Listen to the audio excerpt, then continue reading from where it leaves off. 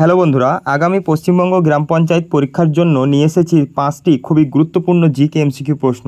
যারা সিরিয়াস প্রস্তুতি নিচ্ছ ভিডিওটা শেষ পর্যন্ত দেখো, কারণ এখান থেকে পরীক্ষায় আসার মতো গুরুত্বপূর্ণ প্রশ্ন আলোচনা করা হয়েছে।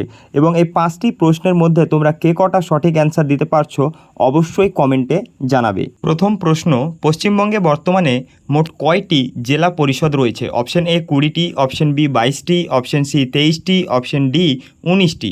তাহলে এই প্রশ্নটির সঠিক অ্যান্সার হয়ে যাবে অপশন এ 20টি। দ্বিতীয় নম্বর প্রশ্ন দেখো, কোন রাজ্যে বা কেন্দ্রশাসিত অঞ্চলে কোনো পঞ্চায়েতি রাজ ব্যবস্থা নেই? Option A Nagaland, option B Meghalaya, option C Mizoram, option D উপরের সবকটি রাজ্যেই।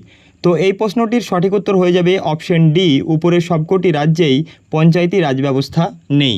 তৃতীয় নম্বর প্রশ্ন দেখো, পশ্চিমবঙ্গ পঞ্চায়েত আইন অনুসারে একটি গ্রাম পঞ্চায়েতের প্রথম সভার ডাক কে দেন? অপশন এ পঞ্চায়েত প্রধান, অপশন বি ব্লক উন্নয়ন আধিকারিক, অপশন সি জেলা শাসক, অপশন ডি মহকুমা শাসক। তো এই প্রশ্নের সঠিক উত্তর হয়ে যাবে অপশন বি ব্লক উন্নয়ন আধিকারিক বা বিডিও। চতুর্থ নম্বর প্রশ্ন দেখো, পশ্চিমবঙ্গের ত্রিস্তর পঞ্চায়েত নির্বাচনে মহিলাদের জন্য কত শতাংশ আসন সংরক্ষিত থাকে? Option A 33%, option B 50%, option C 30%, option D 45%।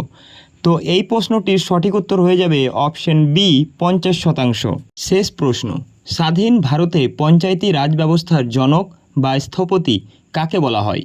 Option A Mahatma Gandhi, option B Jawaharlal Nehru, option C Balwant Rai Mehta, option D BR Ambedkar. তো এই প্রশ্নটির সঠিক উত্তর হয়ে যাবে অপশন সি বলবন্ত রায় মেহতা।